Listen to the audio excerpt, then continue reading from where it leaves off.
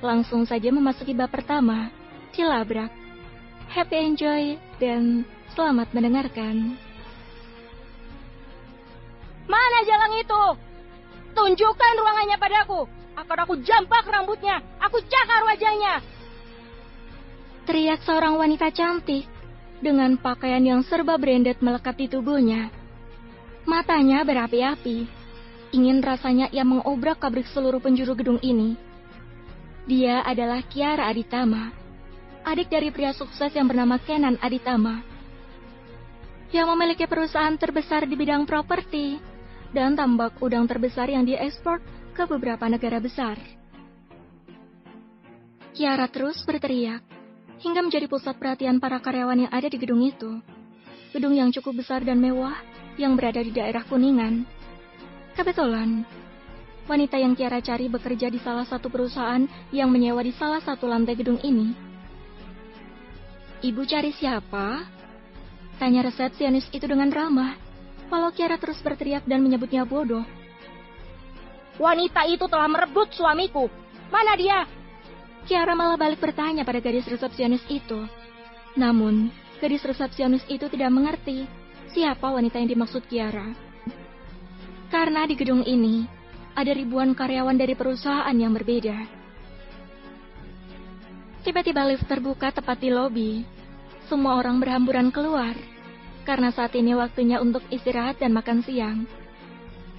Seorang wanita berjalan santai menuju keluar, dan hendak melewati meja resepsionis.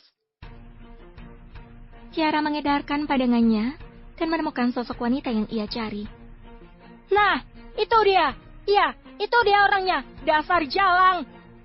Dengan langkah cepat, Kiara menghampiri seorang gadis yang sedang berjalan santai sambil memainkan ponselnya. Dasar jalang! Kiara langsung menjambak rambut wanita itu, hingga wanita itu terkejut dan belum siap menerima terjangan itu. Ponsel yang sedang dipegang wanita itu pun langsung melayang ke udara dan terbanting.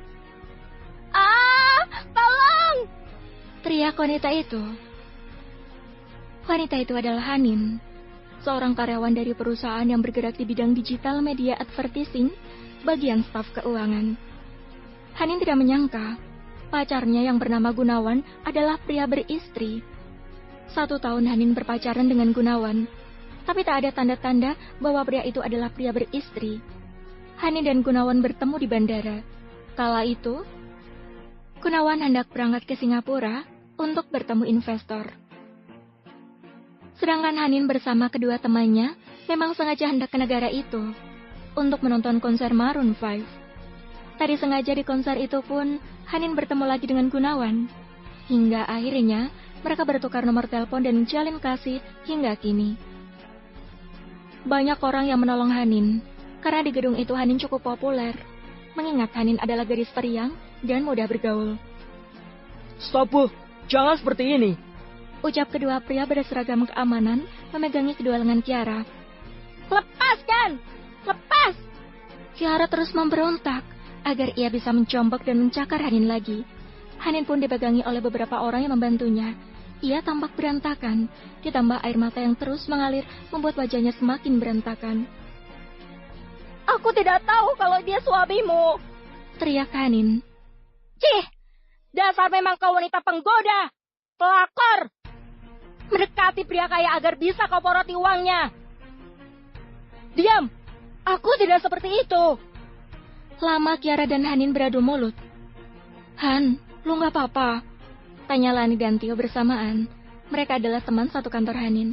Hanin mengangguk dan mengusap lutut juga siku tangannya yang kotor karena ia sempat tersungkur di lantai akibat kebrutalan Kiara yang langsung menerjangnya tadi. "Sudah, Bu. Mari kita selesaikan masalah ini baik-baik di ruangan, daripada menjadi pusat perhatian," ucap salah satu petugas keamanan yang berada di sisi kiri Kiara. "Iya, Bu. Malu di sini jadi bahan tontonan," ucap salah satu petugas keamanan yang berada di sisi kanan Kiara. Kiara menoleh ke arah kedua petugas keamanan itu. "Tidak sudi saya bicara baik-baik dengan wanita jalang ini. Dia bukan levelku." Kiara menunjuk ke arah Hanin. Hanin menunduk. Hari ini benar-benar hari tersial dalam hidupnya. Ia sungguh malu malu dengan predikat pelakor dan jalang yang sering disebut Kiara tadi. Padahal hal ini tidak sepenuhnya salah Hanin, karena ia tidak tahu dengan status pacarnya yang sudah memiliki istri. Ia juga bodoh, karena terlalu percaya dengan Gunawan. Mengingat ini adalah kali pertama ia menjalin kasih dengan lawan jenis, membuatnya tidak bisa membedakan mana pria beristri dan mana yang bukan. Kamu tidak tahu siapa saya, ha? Awas kalian! Kiara menunjuk ke arah semua orang di sana, karena semua orang di sana seolah-olah membela Hanin. Ia pun langsung membalikkan tubuhnya dan keluar dari gedung itu dengan perasaan yang masih membara. Walau ia cukup puas memaki Hanin, menjombak, dan mencakar lengan juga wajahnya. Aku akan memisahkan kalian, dasar jalang.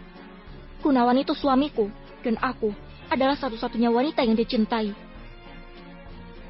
Gumam Kiara saat berada di dalam mobil, lalu sopir Kiara membawa majikannya ke kantor sang kakak untuk meminta bantuan.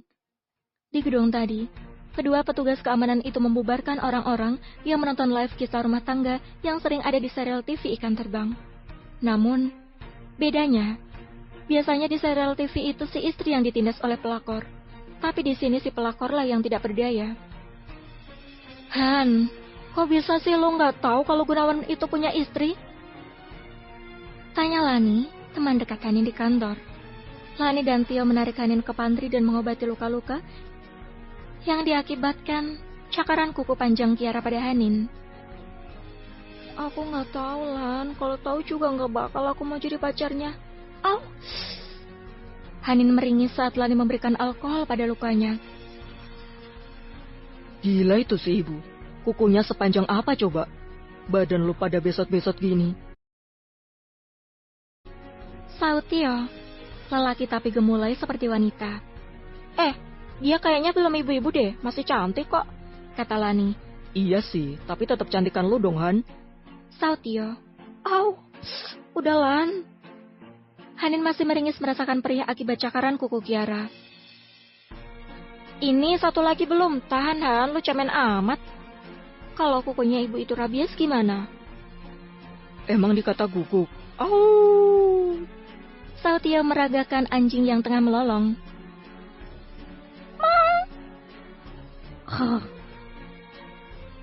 Lani menirukan gaya kucing liar, membuat dia tertawa, dan Hanin pun tidak menahan untuk tidak tersenyum.